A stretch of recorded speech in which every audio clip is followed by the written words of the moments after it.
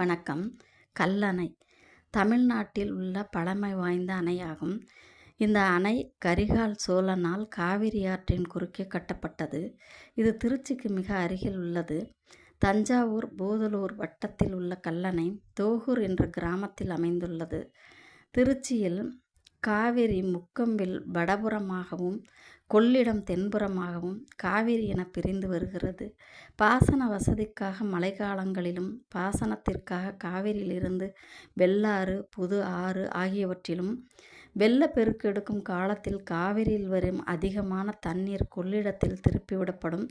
இந்த ஆறுகள் மூலம் டெல்டா பகுதியான தஞ்சாவூர் நாகப்பட்டினம் மாவட்டத்தின் பல லட்சம் ஏக்கர் நெல் சாகுபடி செய்யப்படுகிறது. இந்த ஆடி மாதத்தில் தண்ணீர் திறந்து விடப்பட்டுள்ளது. கரிகால சோழர் நீர் மேலாண்மையும் வேளாண்மைக்காகவும் கட்டப்பட்ட கல்லணை எத்தனை நூற்றாண்டு கடந்தும் மக்களுக்கு பயன்படுகிறது. மக்கள் மனதில் கல்லணை என்றால் கரிகால சோழன் தான் நினைவுக்கு வருகிறார். இந்த கல்லணையில் உள்ள மீனவர் சிலை மச்ச உணவு மக்களுக்கு அளித்து மகிழ்வோம் என்று எழுதியிருக்கிறது. சோழ வளநாடு சோறுடைத்து என்று பெண்மணியின் சிலையும் ஏர் தூக்கி நிற்கும் உழவனின் சிலையும் இங்கு உள்ள மக்களின் விவசாயத்துக்கு அடையாளமாக உள்ளது. கல்லணையிலிருந்து பல ஊர்களுக்கான வழித்தடங்களும் உள்ளது. திருக்காட்டுப்பள்ளி கோவிலடி பக்கமாகவும் பஸ் வசதிகளும் உள்ளது. சத்திரத்திலிருந்து திருவரம்பூர் வழித்தடமும் உள்ளது. சத்திரத்திலிருந்து சர்க்கார்பாளையம் வழி செல்லக்கூடிய பஸ் வசதிகளும் உள்ளது. இடையில் பல கிராமங்களும் உள்ளது. கால் கருகியதால் கரிகால் சோழன் என்ற பெயர் ஏற்பட்டதாக படித்துள்ளோம். எத்தனை ஆண்டுகள் கடந்து வெள்ளம் வருவதை தடுக்கவும் வெள்ளப்பெருக்கு நாட்களில் வயல் வெளிகள் பாதிக்காத அளவில் பக்கத்தில் வடிகாலாக கொள்ளிடம் அமைந்துள்ளது. கட்டுமான திறமை சோழ வளநாடு சோறுடைத்து கரிகாலனுக்கு ஒப்பானவை இல்லை, தனக்கு மிக்காரும் இல்லை என்ற புகழ் பெற்றவர். காஞ்சியிலிருந்து காவிரி வரை புகழ் பெற்ற மன்னர்.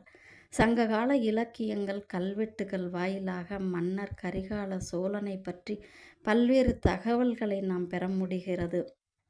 சிறுவர் விளையாடும் விளையாட்டுகளும் காவிரி தாய் சிலையும் உள்ளது. இந்த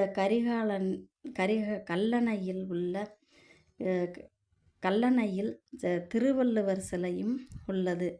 இந்த கல்லணையில் உள்ள ராஜராஜ சோழ மாமன்னரின் திருவுருவ சிலையும் கல்லணையை கட்டிய மன்னர் இவர்தான் என்று எல்லோருக்கும் ஞாபகப்படுத்தும் வண்ணம் உள்ளது. கல்லணையில் மீன் பிடித்து வியாபாரமும் செய்கிறார்கள். சோழ மன்னர்கள் ஆன்மீக வழிபாடுகள் பல சிவன் கோயில்களையும் கட்டியுள்ளார்கள்.